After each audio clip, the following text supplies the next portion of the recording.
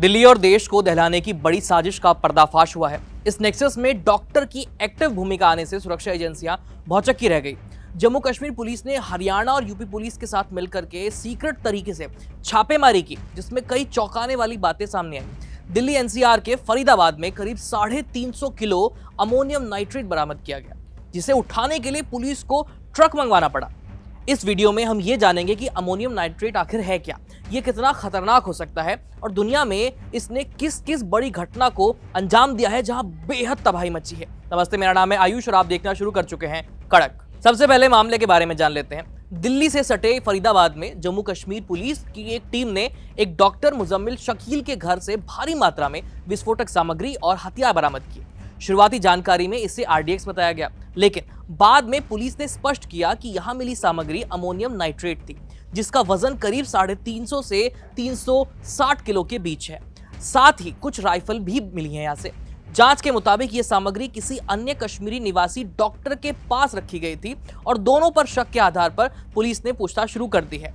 अब सवाल उठता है कि आखिर ये अमोनियम नाइट्रेट है क्या, जो इतनी भारी मात्रा में यहां से बरामद हुआ। देखिए, अमोनियम नाइट्रेट या NH4NO3 एक सफेद क्रिस्टल जैसा पाउडर होता है। इसका इस्तेमाल सबसे ज्यादा फर्टिलाइजर यानी पेड़ पौधों में लगने वाली खाद के रूप में किया जाता है, क्योंकि ये नाइट्रोजन ज्यादा प्रदान करता है। इसके अलावा खनन और निर्माण के कामों में नियंत्रित ब्लास्ट करने के लिए भी अमोनियम नाइट्रेट का इस्तेमाल होता है। ये प्राकृतिक रूप से नहीं मिलता, ये नेचुरली नहीं बनता है, इसे केमिकल रिएक्शन से बनाया जाता है और दुनिया भर में बेहद ही सस्ते में और आसानी से उपलब्ध होने वाली सामग्री से ये बनाया जा सकता है।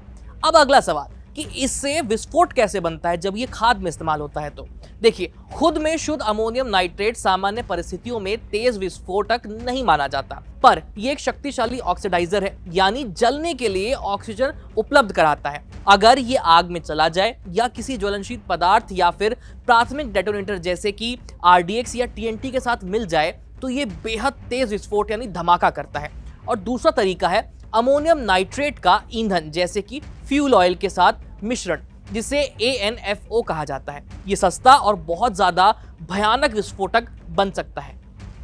तो कितना खतरनाक हो सकता है अमोनियम नाइट्रेट? देखिए, बड़ी मात्रा में स्थित अमोनियम नाइट्रेट नमी सोख करके एक ठोस मास बन जाता है।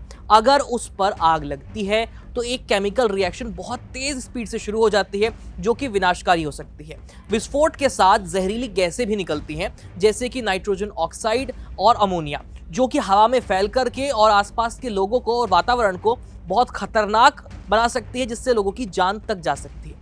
एक्सपर्ट्स का मानना है कि ढंग से तैयार किए जाने पर कुछ 100 किलो अमोनियम नाइट्रेट से आप कई किलोमीटर तक के क्षेत्र को पूरी तरह से खत्म कर सकते हैं, जमींदोज कर सकते हैं। अमोनियम नाइट्रेट कितना खतरनाक है, अगर अभी तक आपको ये समझ नहीं आया तो आप इतिहास की कुछ घटनाओं पर गौर कीजिए, आपको अच्छे से पूरी पिक्चर क्लियर होगी। अमोनियम नाइट्रेट से जुड़ी कई बड़ी घटनाएं हो चुकी हैं, कई हादसे हो चुके हैं और कुछ हादसों के रूप में, दुर्घटनाओं के रूप में, तो कहीं कुछ जानबूझ करके हमलों के रूप में हमें देखने को मिले हैं। सबसे पहली खबर आती है 1991 में जर्मनी के ओपाउ प्लांट में विस्फोट में, जहां 500 लोगों की जान चली गई थी। फिर दूसरी घटना हुई 1947 में ग्लेवेस्टन बे, अमेरिका में जहाज पर लदे बड़े स्टॉक में एक धमाका होता है, जिसमें 581 लोग मारे जाते हैं और हजारों की संख्या में लोग घायल हुए थे।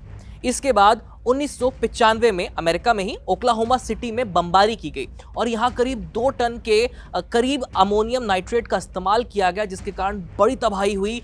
सैकड़ों की तादाद में बिल्डिंगें और घर तबाह हो गए, जिसमें 168 लोगों की मौत हुई थी, 685 घायल हुए थे।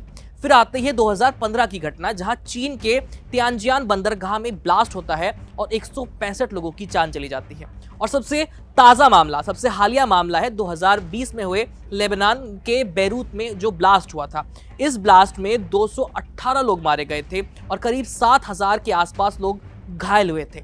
तो इन घटनाओं से साफ हो जाता है कि अमोनियम नाइट्रेट कितना खतरनाक हो सकता है, कितना जानलेवा हो सकता है और कितने बड़े स्तर पर यह तबाही ला सकता है। बेरूत हादसे के बाद कई देशों की तरह भारत ने भी नियमों पर कई कड़े कदम उठाए थे।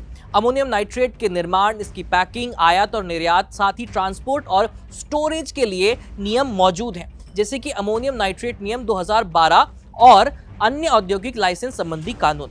इन नियमों का मकसद चोरी, गलत भंडारण और दुर्घटनाओं को रोकना है, बंदरगाहों पर बड़ी मात्रा में स्टॉक न रखा जाए, ऐसा सरकार का निर्देश है।